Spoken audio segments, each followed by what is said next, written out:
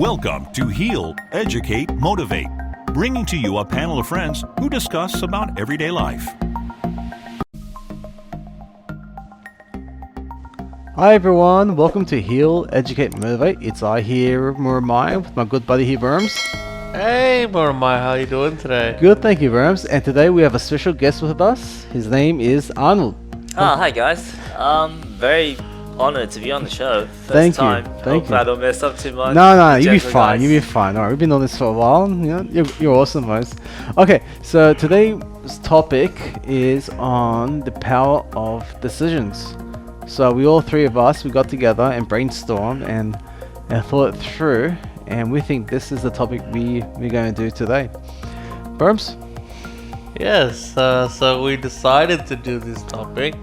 I can't really say that I, know too much about the topic, but our guests seem to have come up with a lot of. That's true. Good. Arnold put this whole thing together, and this is all Arnold. So yep. And we're credit gonna ask to Arnold to Arnold. lead. We're gonna ask him to lead this one. So get him to lead. Yes. Get him to lead. All right. Let's So do we'll, that and we'll discuss back with him. yeah, exactly. So we have a few pointers here. So first we'll mention the pointers, and then we'll ask Arnold for some clarification, and we all can go from there. Agree, Arnold? I think that everyone can put in a bit of input, including maybe the audience, if you want to write down in the comment section, and we will respond adequately as much as we can. Yeah. So if you guys just put down the comments, subscribe, put a notify, and we'll get everything to it. Okay. All right, Burms, you want to read the first one? Yeah, so the first point that we're going to be discussing is when it comes to decision making is conscious and unconscious decision making. Conscious and unconscious decision making. So Arnold, what's your input in conscious and unconscious? So what do you feel like is conscious versus unconscious? I guess the words speak for themselves, and like some decisions you very obviously is conscious, but a lot of decisions we make in life, I guess small decisions or even big decisions that we don't notice are unconscious. Like at this moment, I'll ask Muramai and Burns and you guys, just how often do you think you make conscious and unconscious decisions? And if you're making unconscious decisions in a day, in your life, are you aware of it? How much aware of are you?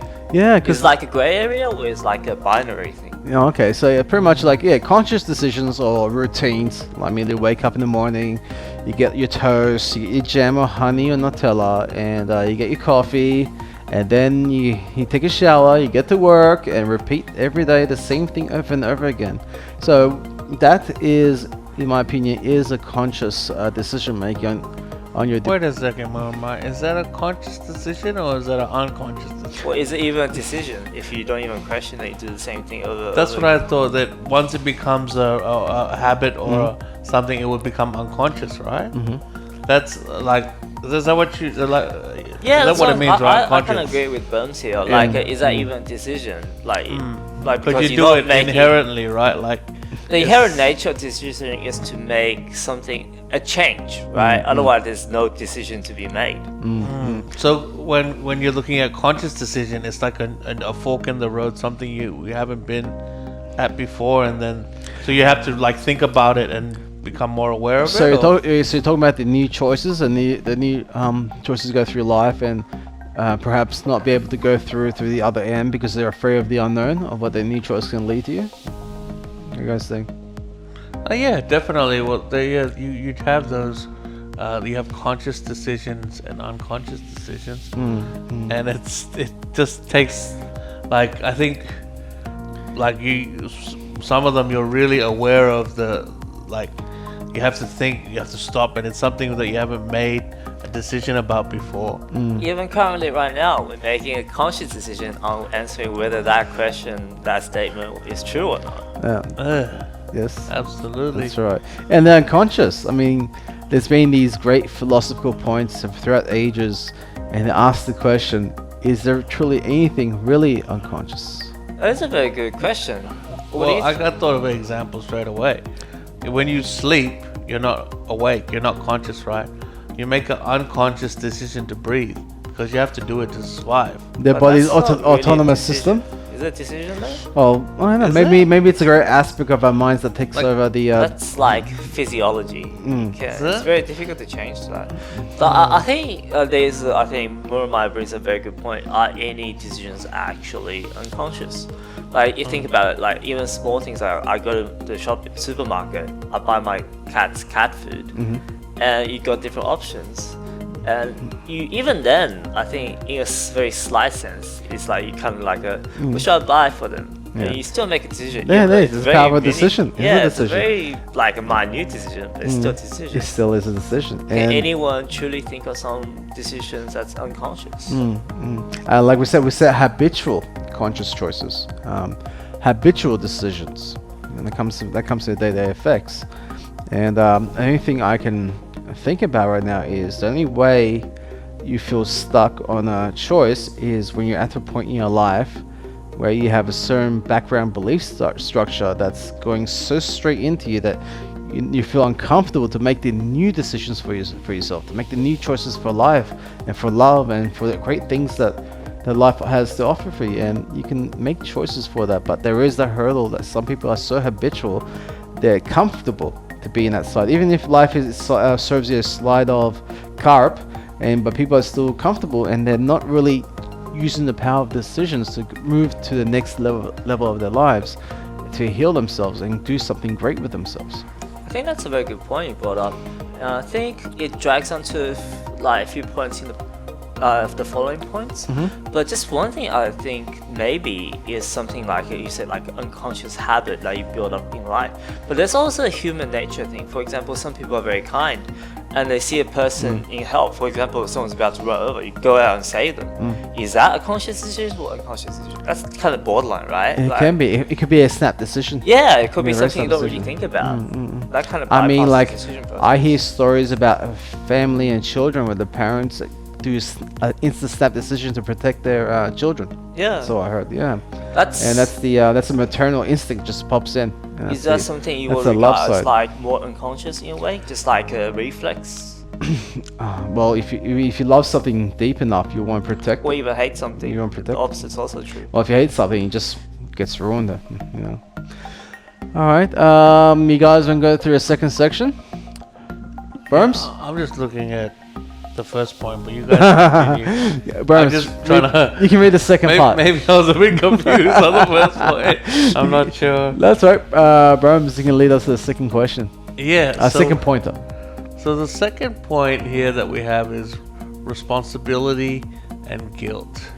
So responsibility of your choice. Well, I do feel that everyone requires to be responsible for their own existence. You know, like if you're not responsible for your own existence, then you're gonna like blame everything under the sun. But regardless, if you're not responsible for your life at being, then you can quite live your life as a worrywart or a why always me syndrome. But Arnold, talking about responsibility and guilt.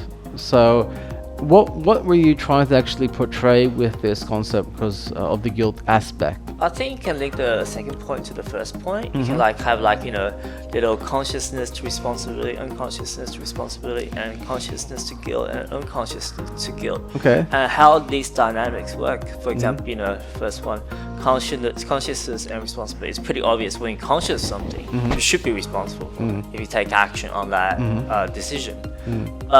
Do you feel responsible for unconscious decisions you make? And should you? As I mentioned in the other podcasts, I say responsibility is like a superpower. A really, really strong superpower. Because if you understand that if you're responsible for your day-to-day living, right, and you step back a bit and you can actually earn your power in the now, in the present. You see, like right in this moment, three of us are here having this wonderful podcast, and I'm in the present situation, and I say I'm responsible, and this is the now, and I can give the information accordingly or provide accordingly, and I take full ownership of that. But if I just go through life and thinking that I'm unresponsible, like I drive my car and I speed and I say, oh, I'm unresponsible, or let's say the authorities pick you up for other offenses, right? And you say, oh no, it wasn't me, and but yet it was you that pushed the foot on the pedal of the car that made you speed, and you got the fines, etc., etc. So, and I don't know, what do you mean by the guilt aspect? For example, the responsibility and the guilt for something that may be unconscious. Like, we can all agree that when you're conscious of something, the responsibility and the guilt should be, like, done for you. But often we only feel guilt because our unconscious decisions, or like and we try to feel responsible for it. Like, for example, if you go on the road, you like walk down the street, and you saw a bum, and like a homeless person, and he was just asking for money, and you instantly just went, gross, this guy's like, what's he doing with his life? It's often a very unconscious, like, not even decision making, an unconscious thought, but it's like a choice. But maybe the actions you take afterwards, like, for example, just walking away, instead of, maybe giving him a little bit of money. Sure. Is that something that later you feel wrong about? Should you feel guilty about it? And was it actually your responsibility? Burms, what do you think of this one? Well, it's true, like guilt and things like that can factor into making the decision, or also an Making after no effect, decisions, huh? making no decisions, or an after effect of when you make a decision or you don't. You can always, guilt is something on your conscious. You feel that that's decisions usually come from your mind, right? You or how you feel, but then the guilt is kind of like it's a feeling, isn't it? It is. Guilt is a feeling. It's a feeling. You feel it when you feel guilty. You can't stop it from traveling down your stomach, manifesting, yeah. and that's the guilt's the one that really kind of So eats you alive. guilt is one of the dangerous emotions of humanity, because if you have unresentment or guilt, that's one of the metaphysical aspects that can actually cause you a lot of disease in your life. Because from our understanding, it begins as a thought, then it becomes a biological thing, and then it slows down to actually a physical issue with the body. But guilt is something I feel like people need to find closure as soon as possible, rather than hold it around with themselves. But the guilt factor can come into the decision making is possibly from an aspect that where the choice you made does not resonate at the core persona of your inner you, and you may have avoided it. But sometimes you can learn from it too. If you see something that's unloving, and it's telling you in the gut to do something, and you may observe it for a little while, and eventually you can make a choice that a more loving choice, which can help you heal rather than feel guilt. Arnold, anything else on this one? And I guess one of the closing statement would be like, if you do feel guilty, even if it's unconscious, is there something closure? Should you go back and maybe resolve that guilt somehow? Like, is it done by actions, or is there another way around it? Because you can go back and maybe try and fix in this way, I foresee a fork in the road for you as well. For example, if you do decide to do something about it, and that becomes a habit for you, like a habitual thing, it becomes ingrained in your being, and going back to conscious and conscious, maybe the unconscious decisions are just repetitions of the same thing you happened in the past, the circumstances, and you have become that, and that's in a way, unconsciousness is you becoming part of you. Yeah, there's does ignorance come into the play somewhere here, where somebody is making the wrong decision, but they're not aware of it, they're ignorant. I mean, people can always evolve and learn and evolve and learn and evolve, but okay, you guys are ready for the next section? Yeah, sure. Okay, Berms, go for it. Okay, so Number we 3. have power and powerlessness. Wow. Okay. Wow. The word power and powerlessness. So we can say powerlessness is victimhood, and power is what's the better word? You can Empowerment. use an analogy of strength and some people have the empowerment to make the decision. They're in a position where Strength and victimhood. Strength and victim. other decisions they're made out of, where it's like you could use chess as an analogy, right? As the game chess. Game chess. So Okay, two-player game chess. Mhm. Two-player game chess. In the beginning of the game, everybody's on even footing, yeah, except for the first starter who has the first guy. advantage, right? But his decision, he has all the power in the board to move wherever he wants. But as the game progresses, the second person It becomes the power play, doesn't it? yeah, so that his decision is based on the first person's decision. The offensive and the defensive and the defensive and the offensive. Yeah. Offensive. So I feel like that's a good example of that. Do you agree or? Yeah, I mean he makes a really good point there. Arnold, you want to add to that? I think this is a very broad topic. Yes. You can probably say it's worthy of a whole podcast by itself. Well, I can see that happening. Like we do what 90-minute podcasts. Yeah, with the podcast. So this is just the if it's very beginning, long, so- we chop it in half and put it into separate sections. We can always go in and do another episode and delve into this. Of course, we So, always I'm piggyback sure- on these. Yeah, And it's no especially problem. if our viewers like that topic, we can definitely go into it further. I guess. yeah. So all you gotta do is just comment below, or else. Like all these You things tied following- together and are kind of in a way the crux of life. Like how you build your life, how you Yeah. build you, and how you build your life's history and the future. Like the ability to have power to make decisions, like that's very circumstantial and often and that was on responsibility and guilt. Sometimes you don't have the power to have that like luxury to save someone you love or protect something you need. And that comes to responsibility and guilt. It's in a way same as being unconscious. It's like being unconscious almost the same as being powerless. And sometimes it's even better to be unconscious because it's say at least I didn't really think about it. But this is like a very frustrating feeling, obviously. Yeah, Right? I can piggyback that. I mean, like from my life experience, right? When I was younger, my parents will argue from the moon and back, right?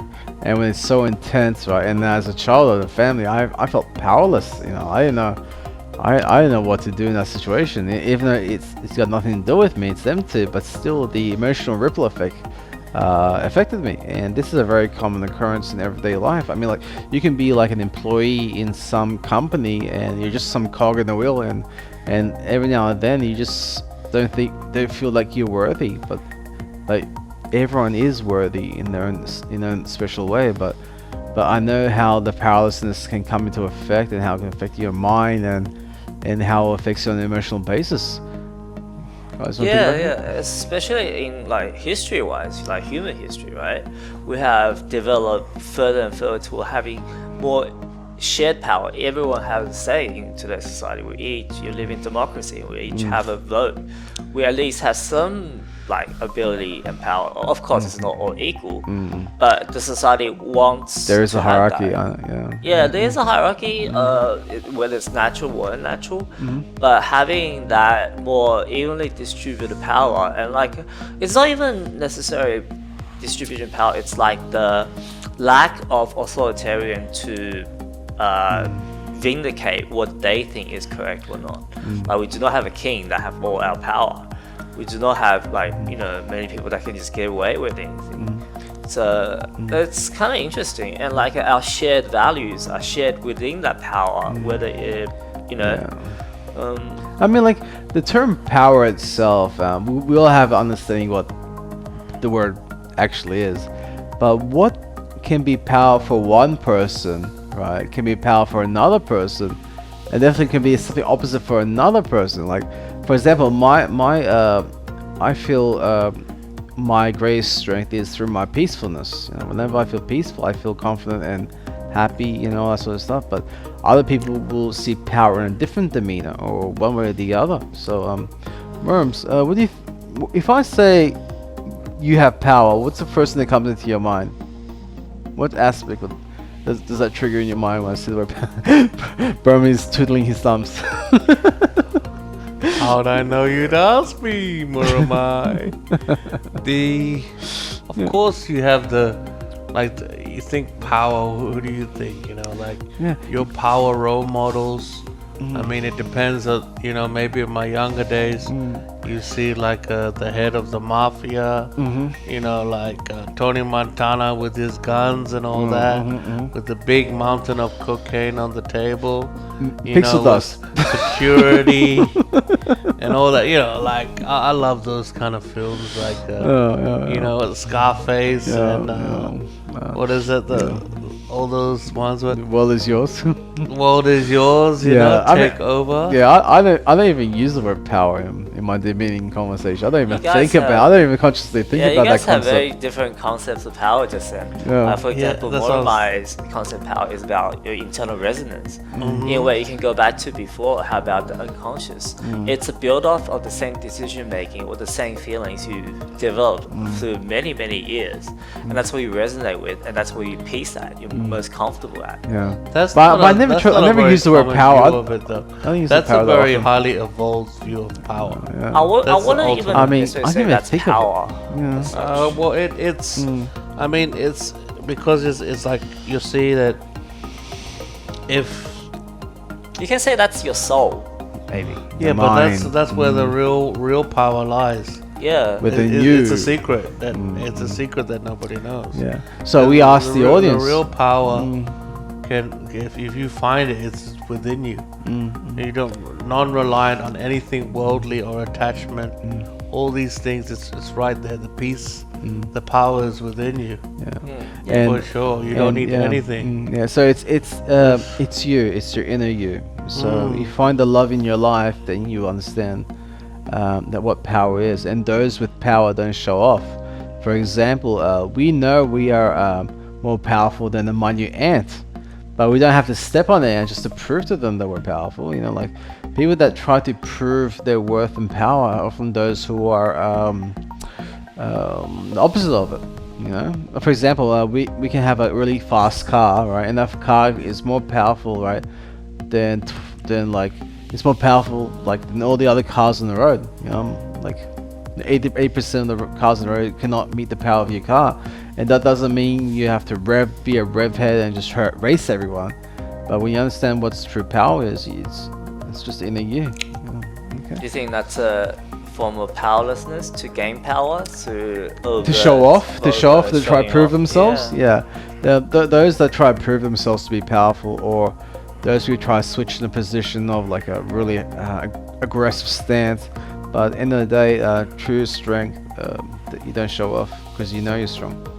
Yeah. All right, I cool. agree. Can I add to this point? Sure, here? sure, Burns. I'm just brainstorming. Thoughts are coming into my mind as you guys are talking. Using the car analogy as well, you have who's more powerful? The guy with the Ferrari. Okay, there's a guy with a Ferrari, Yeah. and there's a guy with like a Toyota Mitsubishi Mirage, right? Oh yeah, okay. Old Mitsubishi Mirage. Yeah. You know, doesn't really care about it, not insured, nothing. And the Ferrari guy is like insured to the teeth. Beautiful sparkling paint, everything. Yes. So who's the more powerful one? The Ferrari guy, and it has to worry. Like they all both have to park on the street, right? The Ferrari guy has to worry at 24 hours a day just for his car, like to get it scratched or anything. Or the guy with the Mirage doesn't need to care; he's free. The- He has all like he doesn't care what happens to his car. In my So opinion, he has all the power because he's free. He's free from he's not ruled by the car, but the guy with the Ferrari has always got the Ferrari on his mind. It's definitely an interesting concept. Yeah, Consider that's about a good fate. point. The analogy, Yeah. but obviously the Ferrari has the most torque and speed and horsepower than the Mirage. Okay. Yeah. If there's like you have a Ferrari ride and you're in the middle, you're driving through the streets, you don't speed 200 k's an hour to beat every single car on the road. You know what I mean? You know your car is strong, so why do you have to prove yourself you're strong? So it comes into a little haze, but we'll let the audience decide But on that one. who would Yeah. be more defeated It's the mindset. if something It's the happens to mindset. their cars? Well, Wait a minute, so if the Ferrari gets damaged, you guys are gonna get the shits. Yeah. And if the person loves the Mirage and the Mirage gets scratched, he's gonna get the shit as well. Yeah, that's trying to true. say. But that's It's the just- reason why he has a Mirage is because it's his mindset. Yeah. His mindset is his power, I guess. It's right? like the bigger you are, the harder you fall, kind of thing, right? Yeah, it comes to mindset, definitely. Arnold, you wanna go for the next one? Being passive aggressive, that leads very well back to what the previous point of power and powerlessness. Passive aggressive. So passive is passive, aggressive is aggressive. I can't relate to that. Arnold, Burms, go shoot. Passive aggressive. So you're aggressive, but you're silently aggressive. You guys not unfamiliar with Stonewalling, Really, no. stonewalling, a relationship It's just situation. Like, someone who's like who don't do anything overtly aggressive, especially not anything violent, or don't yell very much, but just they can behave in a way that makes other people feel uncomfortable intentionally. That's what's called, I guess, passive aggressive. And usually it comes from a place of powerlessness, because if you have power, you can command the situation. You don't need to act that way. I think passive aggressiveness is actually very common in people, and like it's bad in a way, even more toxic than pure aggressiveness in some circumstances, because it's something like you solve problems with communication. What passive aggressive that people tend to do the least is to communicate honestly. So it makes the situation very difficult to resolve. And in a way, it's their honest belief in their heart that they can't Open be up. successful. Yeah, Open open up. up and be successful. Yeah, take charge and make good choices. Like, so the opposite of passive is being open, right? No. Why don't we look up the term passive aggressiveness on Google? I mean, I heard the concept of passive aggressive. I heard like people in relationships, right? One of the relationships, so they have like an argument or a little tiff, and one have the shits, right? And the passive aggressive is like expression of a child that's having a fit, and they just like they got the shits, but at the same time they don't talk and then just give them the silent treatment. Yeah, like sulking, right? Sulking. I don't know. Burms, what do you think, buddy? I think we should have a short commercial break. You guys want to take an intermission? I think we need an intermission. Yes, we can do an intermission. No problema. Alright, everyone, we'll be back in any moment now. Okay, this is the fun time. It is get to know us questions. And Arnold, you can ask the first 5 questions to Burms, and we'll work on vice versa, okay? Oh, okay. Cool. Cool. Alright, cool. So Arnold, ask the questions. Question 1. Do you have any friends, Burns, you will consider family? Well, you can't really consider friends as family. Family is family. So, yeah, not really. Okay. Well, for me... No, you go number 2? Oh, I got number 2. Okay, sorry. Go number 2 to Burms. Question number 2. Has your family ever pressured you to act a certain way? Act a certain way. Pressured. Well, I guess, I don't know if this fits the question, but I know that online I have my family with me on social media, and sometimes I've, been passionate with my language there. And then, like my mom would just message me saying, why are you being so passionate online? So if that fits it, then yeah, my mom has pressured me to change topics online. Yeah. I'm lucky I don't have my mom on social media. My whole family, my grandfather's on social media. Oh, wow. I got everybody on there. Wow, Can't Burms. escape. Oh, no. Number 3 for Burms. Go. What makes you proud of your family? Oh, I mean, like, does it take much to be proud of your family? Everybody loves their family no matter what, but I mean, my family is quite achieved, and I'm proud of each and every one of them. They've done a lot of things. My grandfather's a war hero, and have a lot of doctors and highly achieved people in university and things like that. So that kind of stuff I'm proud of them for. I'm just proud that they're kind-hearted, and that they raised me to be the person who I am. So that's what I'm proud of my family for. Yeah. Number 4. What is a relationship deal breaker for you? Let's go with these questions. Dun, dun, dun. Relationship deal breaker. I think selfish. Someone that's doesn't commit to the teamwork. I think if you're only out for you, then that has nothing to do with me. Then that's definitely a deal breaker. Just no consideration and being selfish. Yeah. Next one. Number 5. What is your definition of success? My definition of success is just achieving everything that I want to achieve. It doesn't have to be high. Success is determined by their own person. So my definition would be achieving what I want to achieve, step by step. So that's success for me. Beautiful. Yeah.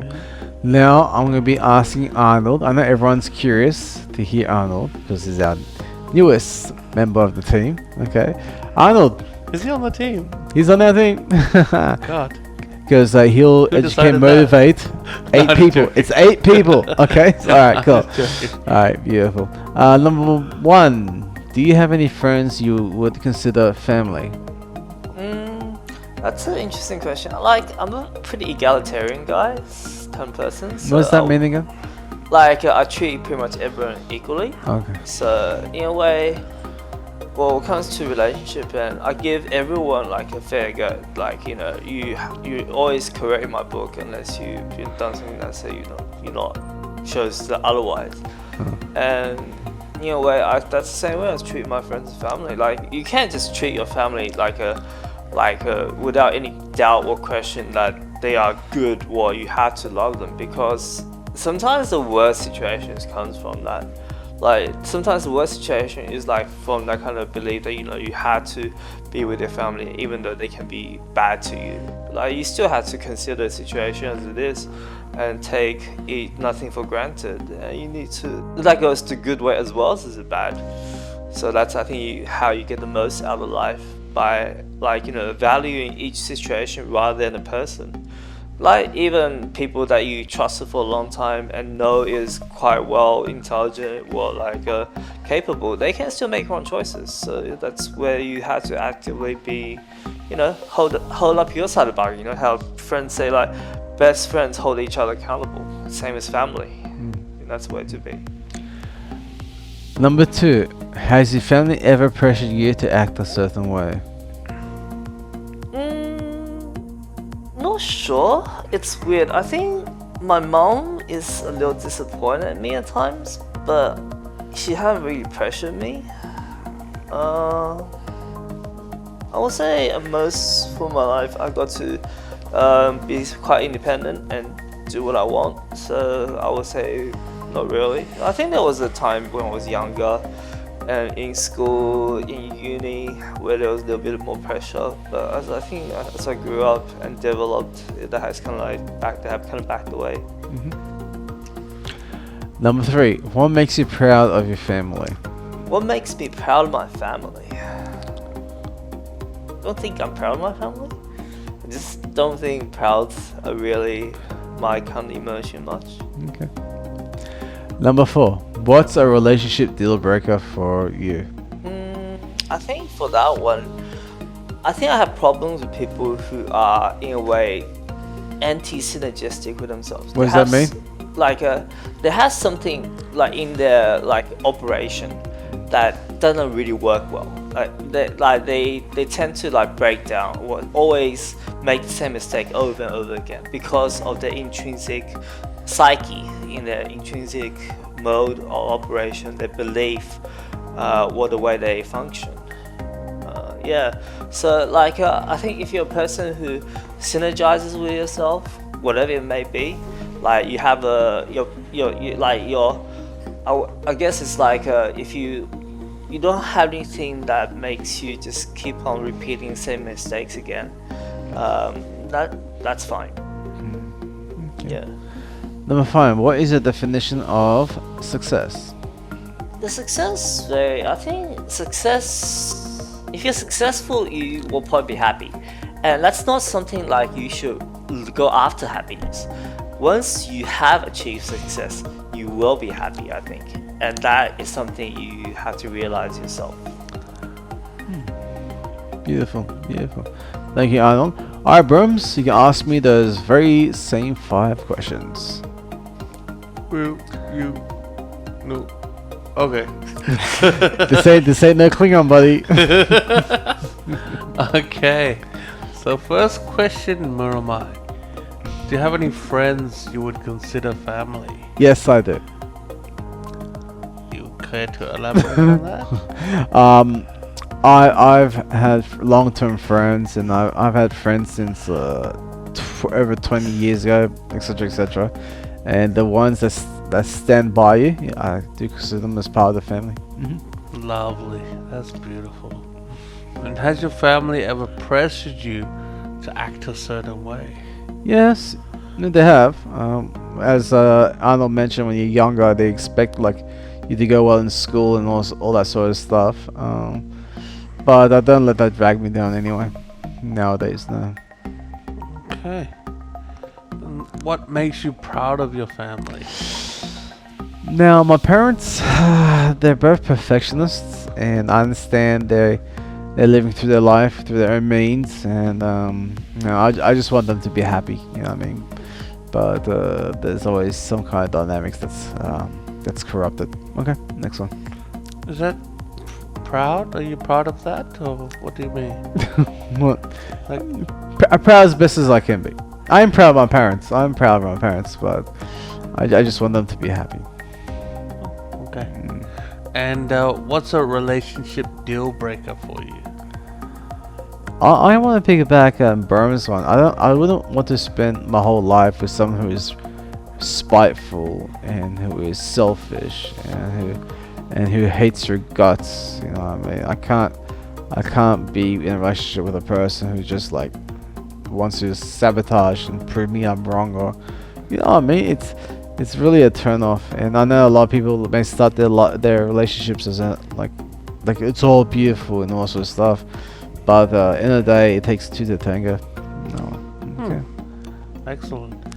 And what is your definition of success? I've asked myself this question over and over again. What is it? Financial success? Is it emotional success? Is it a relationship type of success? You know, everyone thinks success as in a monetary gains and means, but I feel like my definition of success is operating life on the optimal level on all the fronts of emotional, physical, and financial, and wisdom. Okay. Excellent. Awesome. All right. Thank you, Arnold, for coming in with us. Thank you. Of course, guys. And we'll be happy to have you next time. Thank you. Definitely gonna have you back. Definitely gonna have you My back. vocal cords are grateful for your presence. Awesome. Mine, yours. And thank you everyone for listening. Subscribe, comment, share us, and we'll until next time. See ya.